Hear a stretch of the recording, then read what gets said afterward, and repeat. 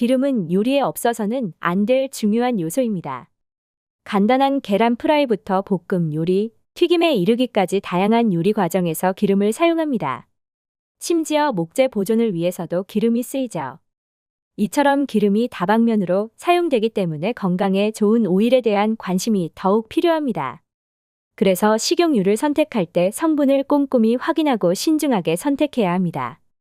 슈퍼마켓에 가보면 카놀라유, 올리브유, 해바라기씨유, 옥수수유, 포도씨유, 현미유 등 다양한 종류의 오일이 있어 선택이 어려울 수 있습니다. 이 중에는 암을 유발할 수 있는 기름도 있다고 하는데 이번 영상에서는 대부분의 가정에서 흔히 사용하는 하지만 피해야 하는 특정 기름에 대해 알려드리겠습니다. 이 기름을 피하면 최악의 상황을 막을 수 있을 것입니다. 먼저 기름의 발화점과 산패에 대해 알아야 합니다. 기름은 높은 온도에서 타지 않도록 발화점이 높게 설정되어 있습니다. 하지만 기름이 공기 중에 장시간 노출되면 산패가 시작됩니다. 또한 높은 온도나 습기에 노출될 경우 기름이 변질되며 산패가 발생합니다. 산패는 기름이 독성 물질로 변하면서 알데하이드 같은 발암 물질이나 2차 산화물 등을 생성하며 암과 염증을 유발할 수 있습니다. 기름을 계속 가열하면 연기가 나며 이때의 온도가 바로 발연점입니다. 발연점에 도달하면 기름이 산패되기 시작합니다. 일부 유형의 기름은 발화점에 도달하지 않아도 자체적으로 산화 안정성이 낮아 산패가 빨리 진행될 수 있습니다. 이런 특성을 가진 기름은 쉽게 변질되고 산패가 빠르게 일어납니다.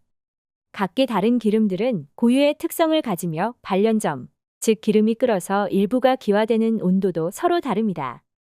기름이 이 발연점에 도달하면 산패가 시작되며 산화 안정성이 낮은 기름은 발연점에 도달하지 않아도 산패가 신속하게 발생합니다. 그렇다면 어떤 기름이 이러한 나쁜 특성을 가질까요? 이런 요소들을 고려하여 선택한 나쁜 기름은 바로 카놀라유입니다. 카놀라유는 산패가 쉬워 유통 및 저장 과정에서 빛과 산소에 노출되면 맛과 향이 손상되고 독성 가스가 발생할 가능성이 높습니다. 산패된 기름을 섭취하면 우리 몸에서 과도한 활성산소를 생성하며 세포 손상을 일으킬 수 있습니다. 카놀라유의 발연점은 240도로 일반적인 튀김 온도인 180도보다 높습니다. 하지만 높은 온도에 노출되면 트랜스지방 함량이 증가하는 것이 바로 카놀라유의 특징입니다. 다양한 기름을 뜨거운 온도에 노출시켜 변질 정도를 실험한 결과 240도까지 온도가 상승했을 때 극성 물질이 가장 많이 생성되는 것은 카놀라유였습니다. 즉 발연점은 높지만 쉽게 산패되는 특성을 가진 것입니다.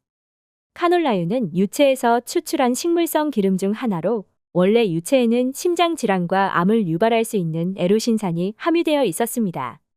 이 때문에 카놀라유는 주로 산업용으로 사용되었으며 양초, 비누, 립스틱, 윤활유, 잉크, 바이오 연료 등에 활용되었습니다. 하지만 유전자 변형, 즉 GMO 기술을 통해 에로신산을 제거하고 식용 오일로 다시 탄생시킨 것이 현재의 카놀라유입니다. 카놀라유의 대다수는 유전자 조작 농산물, 즉 GMO로 구성되어 있습니다. GMO의 안전성에 대한 논란은 지속적으로 이어지고 있으며 GMO 식품이 알레르기, 심장 및 간 질환, 암 발생을 증가시킨다는 연구 결과가 발표되면서 전 세계적으로 GMO 표시 의무화나 금지 조치가 시행되고 있습니다. 한국에서는 소비자 단체들이 카놀라유를 포함한 식용유와 유전자 변형 작물을 원료로 하는 가공식품의 GMO 표시를 의무화하는 것을 주장하고 있습니다. 하지만 현재 식용유는 GMO 표시 의무화 대상이 아니기 때문에 소비자들이 이 사실을 잘 모르고 있는 경우가 많습니다. 현행 식품위생법은 가공 후 유전자 변형 성분의 DNA나 단백질이 남아있지 않을 경우 GMO 표시 의무를 부과하지 않습니다.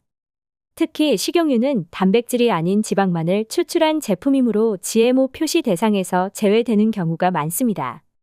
그렇다면 카놀라유가 인체에 해롭다고 단정 지을 수 있을까요? 이에 대한 명확한 답변은 아직 없습니다.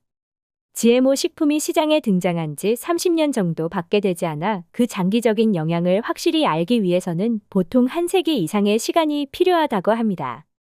논란이 있는 식품의 섭취에 대해 우려가 있다면 GMO 원료를 사용하지 않은 제품을 선택하는 것이 현명한 방법일 수 있습니다. 영국의 과학 저널 사이언티픽 리포트에 발표된 연구 논문에 따르면 카놀라유를 장기간 섭취하는 것이 뇌기능 저하와 치매 증상 악화를 가져올 수 있다고 합니다. 쥐를 대상으로 한 실험에서는 카놀라유를 장기간 섭취한 쥐들이 기억력 손상과 체중 증가를 경험한 것으로 나타났으며 카놀라유의 특정 성분이 뇌에 축적될 수 있다는 결과도 발표되었습니다.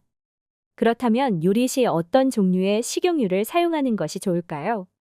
올리브유와 아보카도 오일이 가장 바람직한 선택입니다. 엑스트라 버진 올리브유는 착즙 과정에서 열을 거의 가하지 않기 때문에 발연점이 낮습니다.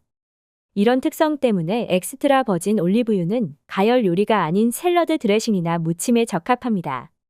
반면 퓨어 올리브유는 발연점이 높고 항산화 성분 및 영양분이 풍부하여 가열 요리에 적합합니다.